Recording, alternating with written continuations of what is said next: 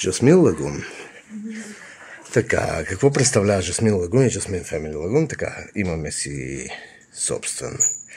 собствени шезлонги, собствено басейнче, т.е. общия. Така, изход към басейна. Стаята е доста прилична. Т.е. това е Жасмин Лагун, стандартната. Така наречената стандартна стая, мини-бара е доста по-добър. Я да видим, тук ли беше? Да, тук беше. Така, има и кафе-машина с капсули, стъкло, биричка.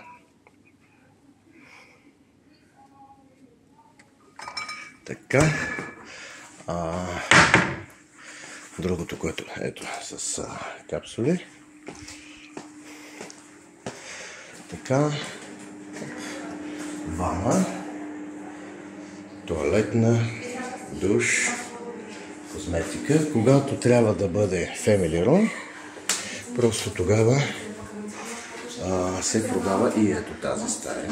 И тогава входа е от тук. Иначе в момента се продават по-отделно. Тогава е само Жасмин Лагун. Иначе може да стане Жасмин Лагун Family Room.